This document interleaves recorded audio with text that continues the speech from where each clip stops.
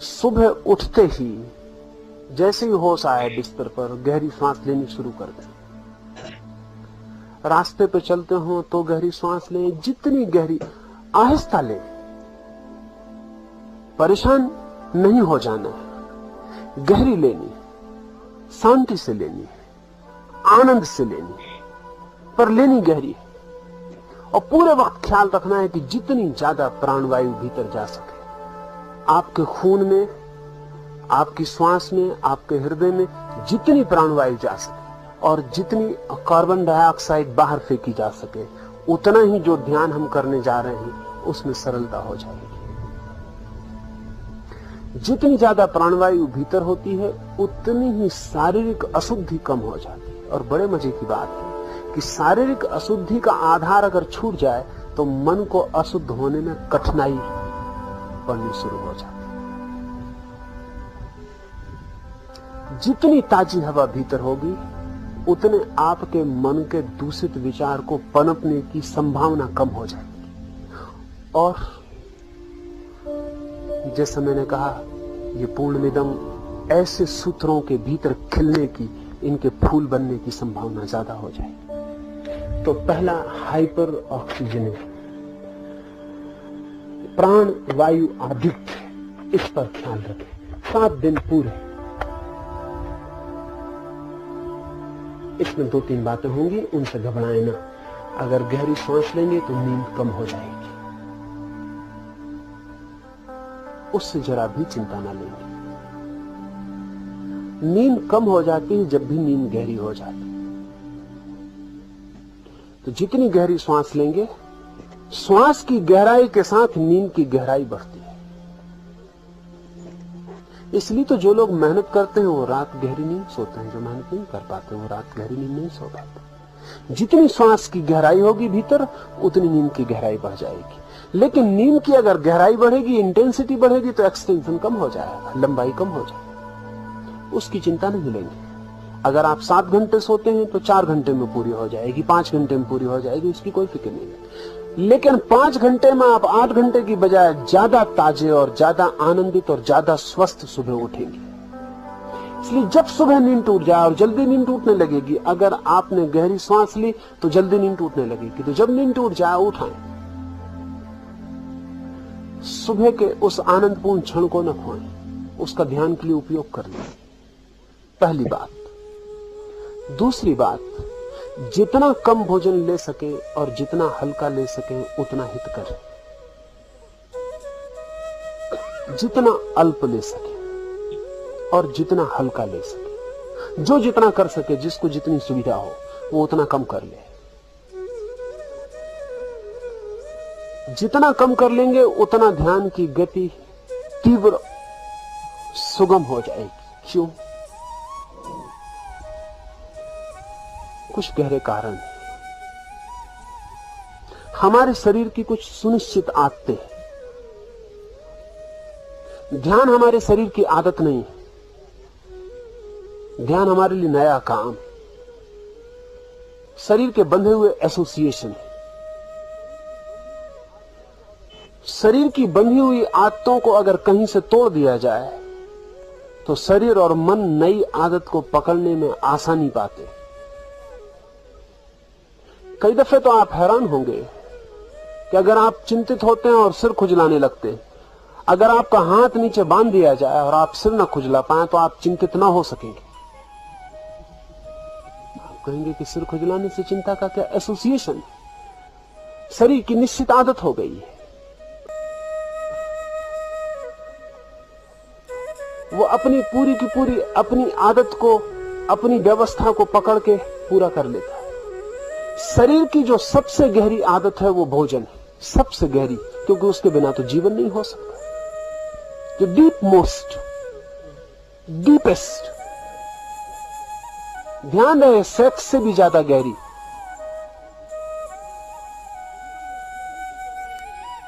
जीवन में जितनी भी गहराइयां हैं हमारे, उनमें सबसे ज्यादा गहरी आदत भोजन है।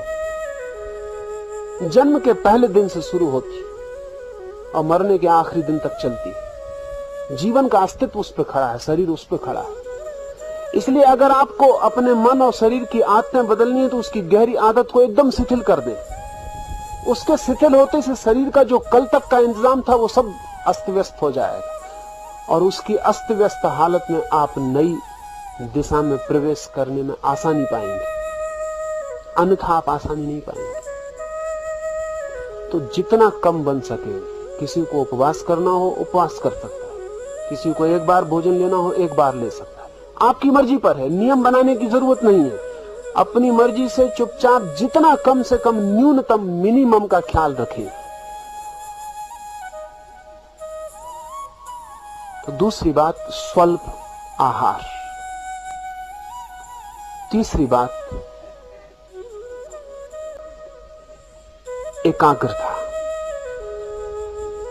24 घंटे में आप गहरी श्वास लेंगे ही, साथ ही श्वास पर ध्यान भी रखें तो एकाग्रता सहज फलित हो जाएगी। रास्ते पे चल रहे हैं, श्वास ले रहे हैं, श्वास बाहर से भीतर गई तो देखते रहें, बी अटेंटिव, देखते रहें कि श्वास भीतर गई, फिर श्वास बाहर जा रही तो बाहर गई, फिर भीतर गई, फिर बाहर गई। ध्यान रखेंगे तो गहरा भी ले पाएंगे, नहीं तो जैसी भूलेंगे वैसी श्वास धीमी हो जाएगी। और गहरा लेते रहेंगे तो ध्यान भी रख पाएंगे, क्योंकि गहरा लेने के लिए ध्यान रखना ही पड़ेगा। तो ध्यान को श्वास के साथ जोड़ ले।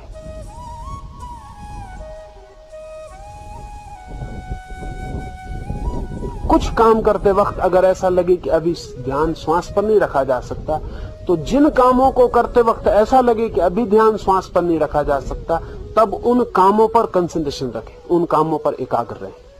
खाना खा रहे हैं तो खाने पर पूरी एकाग्रता से खाएं, एक एक कौर पूरे ध्यान पूर्वक उठाएं।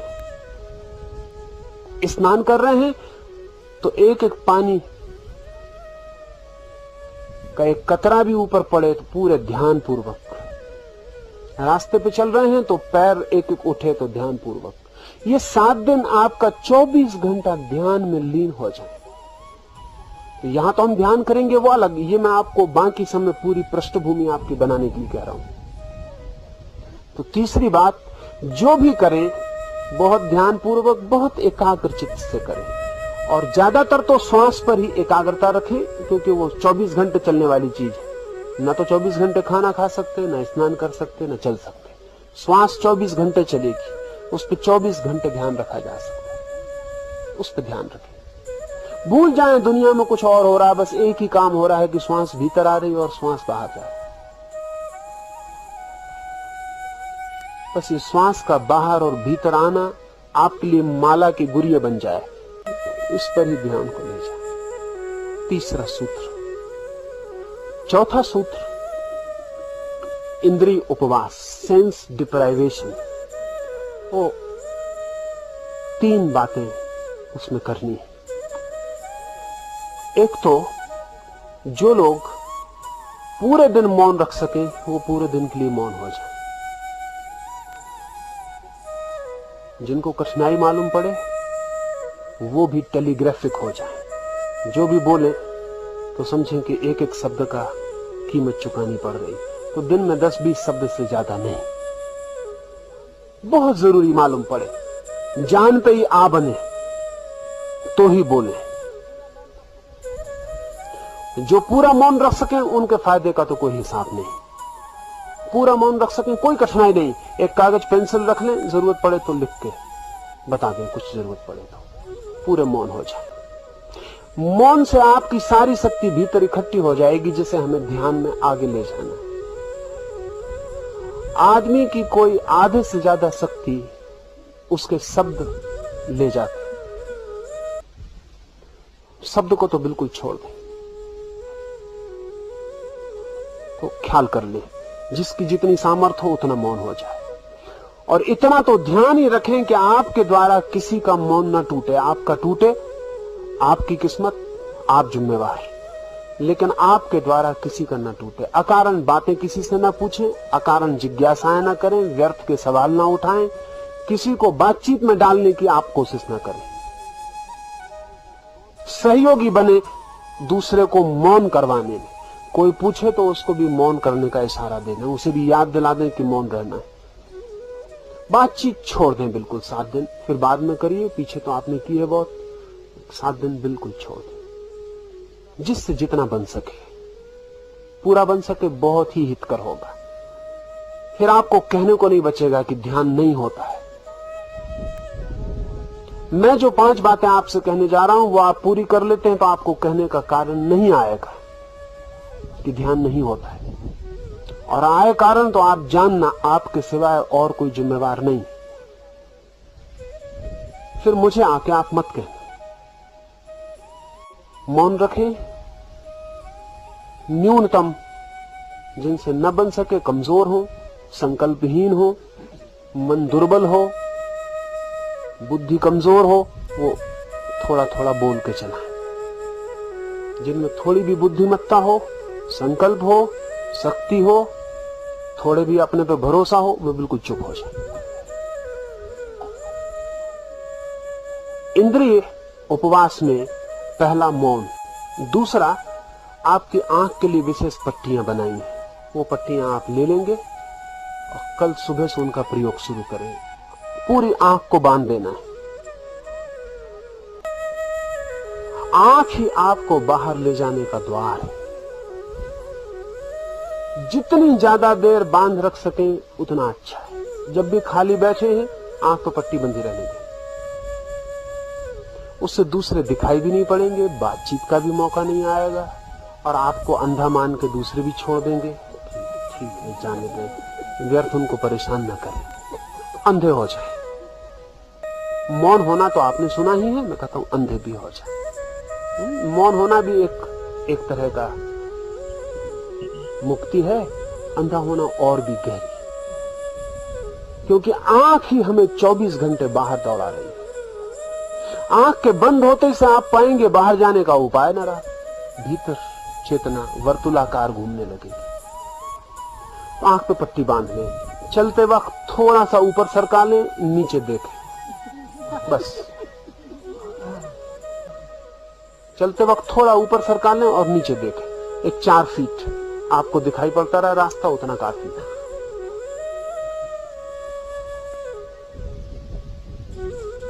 उसे बांध के ही पूरा वक्त गुजारे। जो रात उसको बांध के ही सो सके वो बांध के ही सोए। जिनको अड़चन मालूम हो वो निकाल दें। बांध के सोएंगे, नींद की गहराई में फर्क पड़ेगा।